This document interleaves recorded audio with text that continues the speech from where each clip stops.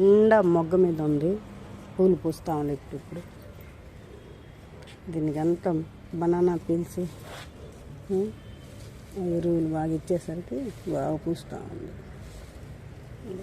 మొత్తం అన్నీ నిండా మొగ్గ మీద ఉంది. వంగ చెట్టు చిన్న తొట్లో వేసాను, పూత నిండా పూత వచ్చేసి కాయ కూడా పడింది. ఎంత చిన్న చెట్టు అంటే చిన్న డబ్బా, చిన్న చెట్టు, చిన్న చిన్న చిన్న ఎన్ని ఉన్నాయో, నిండా ఉన్నాయి చెట్టుకు కాయలు. ఆకే లేదు, కాయలే ఉన్నాయి. గుత్తులు గుత్తులు నిండా కాసినాయి. ఇదేమో ఒక వెరైటీ కోస్తా ఉంటే వస్తాను.